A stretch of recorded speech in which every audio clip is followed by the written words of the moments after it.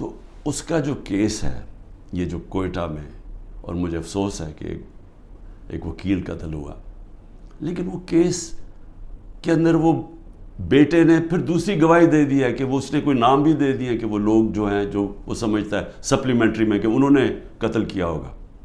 اس کی بیوی کی وہ ویڈیو چل رہی ہے، اس نے کہا میرے دیور نے قتل کروایا ہے۔ سارے کوئٹہ کو پتا کہ خاندانی دشمنی تھی۔ اور پھر یہ ذرا یہ بھی سن لیں، کہا جی میری بہن نے 6 ارب روپے کی زمین خریدی ہے، اور وہ تحریک انصاف کے جب میں پرائم منسٹر تھا اور بزدار چیف منسٹر تھا، ڈیٹ ڈالی نومبر کی، نومبر یا 20 تاریخ کی جی وہ زمین انہوں نے خریدی ہے۔ اور یہ جو چٹھا جس کو خاص لے کے آئے ہیں، یہ انکاؤنٹر اسپیشلسٹ تھا، شہباز شریف کے حکم کے اوپر یہ لوگوں کو قتل کرتا تھا، اس کی یہ ریپوٹیشن ہے۔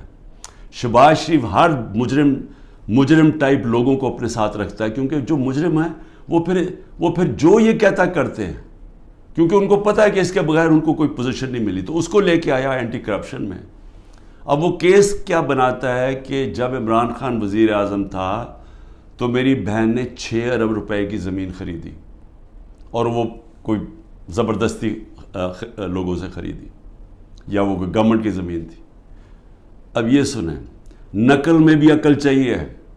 وہ جو میری بہن نے چیکس دیے تھے، یعنی وہ چیک کیش پیمنٹ نہیں کی تھی، وہ بینک کے ذریعے چیک دیے تھے، بینک ڈرافٹ تھی، اور وہ سارا ریکارڈ بینکس میں اویلیبل ہے۔ ان کے پاس ثبوت ہے کہ انہوں نے کب دیا تھا۔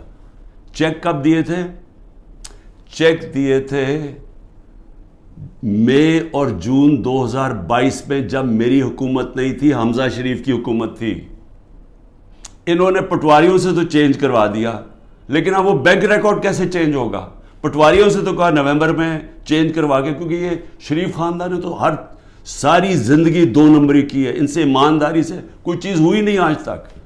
تو لیکن ہیں کیونکہ ڈفر ہیں، انہوں نے یہ نہیں ریئلائز کیا کہ چلیں وہ تو آپ نے پٹواری سے چینج کروا دیا نومبر کا، لیکن جو چیک ہے وہ جو بینک کے اندر جو جب چیک سے پیمنٹ ہوتی ہے وہ تو آ گئی مئی اور جون 2022 کی۔